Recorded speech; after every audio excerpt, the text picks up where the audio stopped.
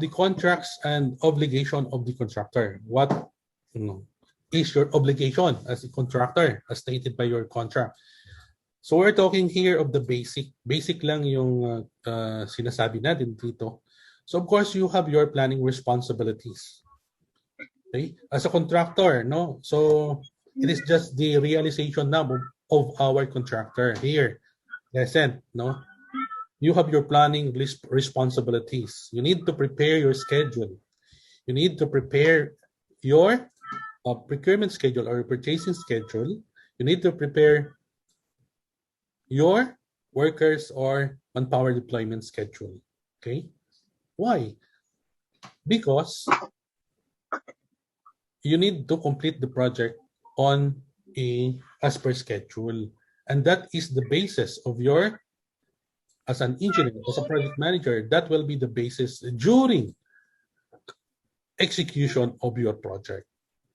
Now, pag wala ka nito, number one, you are likely to fail because you contractor ka pero wala kang sinusundan. Paano yan? Sa umpisa pa lang, wala na. Wala ka nang sinusundan. Then, project management. Okay? As a contractor and a project manager at that, we need to have one of our competency, project management. We must be knowledgeable and skillful, in project management. Yung knowledgeable, yung knowledge and skills, magkaiba po yan, ha?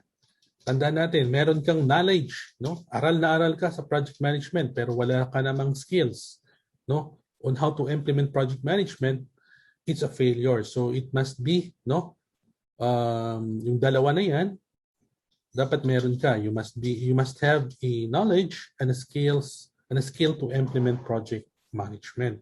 Okay? So related, number 1 and number 2 is related. Of course, related na yan naman lahat, pati number 3, project monitoring, na-explain na rin natin kanina. And it is just the control, and monitoring. In other words, this is just the performance, performance assessment. Ibig sabihin, sa umpisa pala, nag-set ka na ng mga criteria, then you need to assess, if your criteria is nami-met ba. That is the performance management, control and monitoring.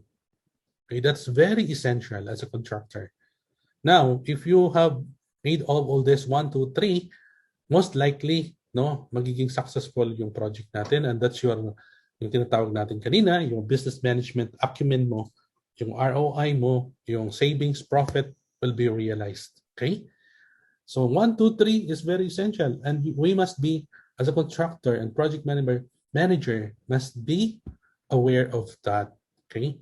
And of course, the legal and regulatory responsibilities. Now, for the legal compliance, some of this, stated in the contract, because some of the legal, say permits, obligations are being undertaken already by the agency or by the proponent. It depends, So the proponent or the agency might say, okay, contractor, you must perform this permit application, and all other permits kami na. Okay, so that's very simple. Okay, but that's only for permits, permits in order to execute the projects. You need to secure also, ang legal na sinasabi natin dito, ang regulatory responsibilities, is also your compliant, your permits, you as a contractor, your business permits, yung binanggit natin kanina. Yearly naman, nare-renew nyo yan, business permits and pickup license.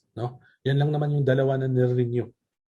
Pickup and business permits. So you need to secure that as a contractor every year para masabi tayong legit, legit in the performance of the contract or of the project. And of course, very important, very essential is the health and safety responsibilities.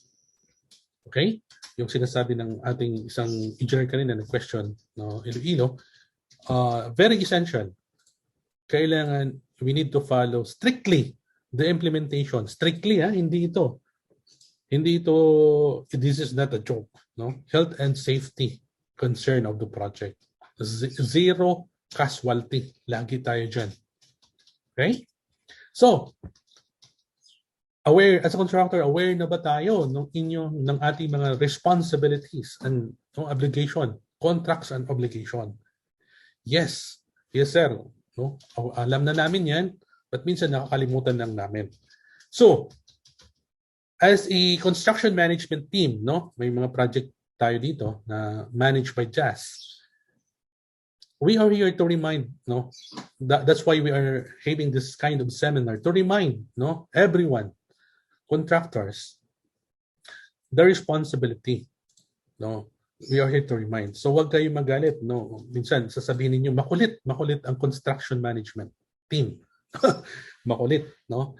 Wag kayo magalit kasi it is our responsibility. Okay? Responsibility namin. We are paid. You are paid by the proponent through your billing. We are paid through your, yeah. We are paid also by the proponent. In order for you to, in order for us to remind all of you as a contractor to strictly follow the implication, the laws and the contracts and obligation and the existing laws, because there will be penalties if we are not going to follow, and that will, worst, the penalty will be the closure of our project. So dapat hindi kayo magalit or pasalamat pa kayo na nire-remind kayo ng construction management team. Okay? Because as I said, that is also your obligation. Okay? Okay, maliwanag tayo dyan. How about a thumbs up? Kung maliwanag, kung klarado ba sa mga contractor natin? How about a heart and a thumbs up? No, kung naintindihan natin. Well, let me see kung maraming magda-heart. Okay? Okay. If you have questions, no, pwede magtanong basta related dito sa topic muna natin. Okay? So thank you. No? So what will be the penalty, sir? Ano yung mga penalties niyan? Ito, yung slide na. Ano na yung slide natin? Okay? So what will be the penalties? Anong mga penalties niyan, sir? Meron. No? Of course, if you are not following the timely completion of the project, let's say, within 6 months, natapos mo ng 6 months and 15 days, there will be liquidated damages. 15 days, liquidated damages kasi nag-overshoot ka dun sa schedule mo. So the proponent, or as a CM, no, ang CM kasi is a representative of the proponent. Tandaan natin yan, ha? CM is a representative of the proponent. No, owner's representative ang tawag. Okay? So we are here to implement what is stated in the contract. And you know naman kung ano yung contract. No? So that is liquidated damages. Okay? So make sure na hindi kayo ma-liquidated damages. Let's say, for example, another is takeover and augmentation. The contract says there is a limitation as regards to your percentage of delays. No? Clearly stated in your contract. So you have, as a contractor, you have to refer to the contract kung ano ang certain percentage na iti-take over ka na ng proponent. So there is a certain percentage of that. Let's say, for example, the proponent, the contract tells us that at 10%, no delay, the proponent most likely will augment or take over your project. So the construction management team is very careful, no? Very careful in monitoring your percentage of completion. And that's why some of you, no, na mga contractor dito, experience na siguro nabigyan na kayo ng notice of construction delays. 1 notice, 3, 4, 5, no? Construction delays. But sir, pwede naman namin yan, of course, sasabihin niyo, pwede naman kami sir mag-reply, di ba? Yes, of course. You can reply. You can say, pag binigyan ka ng notice of delay, you can as well reply. You can submit a catch-up plan. Okay? This is to submit a catch-up plan, no? That in 1 week time will be, no, recovering the slippage or the delays. Yes, that's okay. Okay. And the monitoring, the control and monitoring, both by the contractor and the construction management team, goes on and on. Okay?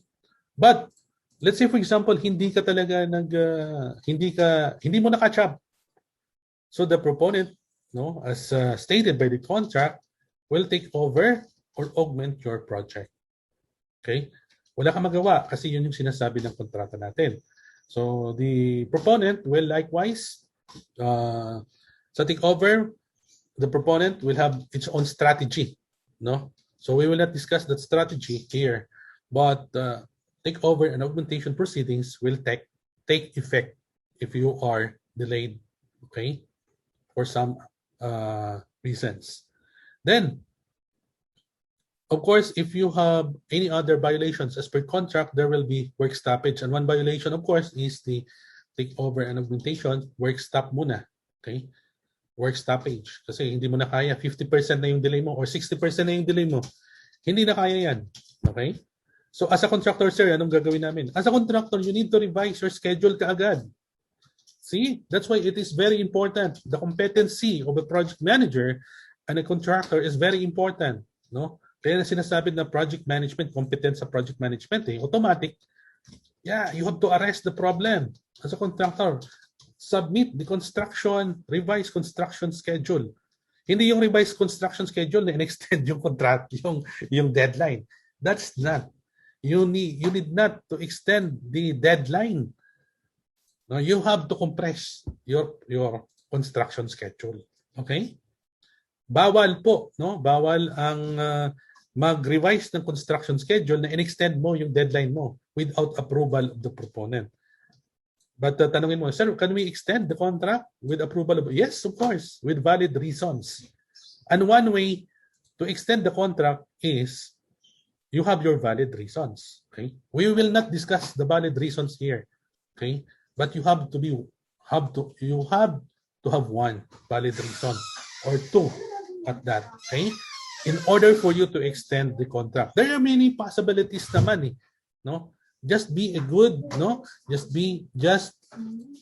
Coordinate closely with the construction management team, no? And you will be guided accordingly, okay? As a contractor, okay? Then another is 1, 2, 3. If you have all of these three na hindi ka pa rin sumunod, nako, mamomroblema ka. In a government, iba-blacklist ka na ng gobyerno in an agency. In a private naman, in a developer naman, you will be blacklisted na naman. Oh, sayang. Sayang yung effort mo. Okay? Kasi may mga developers na mahirap, no, magpapasok or magpapa-credit sa kanila, and yet sayangin mo lang because of your poor performance, which is that poor performance can be repaired, no, or rectified accordingly. Ang poor performance na yan can be rectified. Don't worry, contractors. That can be rectified. Hindi yan forever. No, that can be rectified. And this seminar and webinar is one of the rectification process. We are raising awareness, no, on how to. Okay? Kaya this webinar, doon sa naka-attend ng mga contractor, this is very essential. Okay? This is very important, no, sa inyo as a contractor. And marami kayong mapupulot na mga strategies and ideas. Okay? Just listen.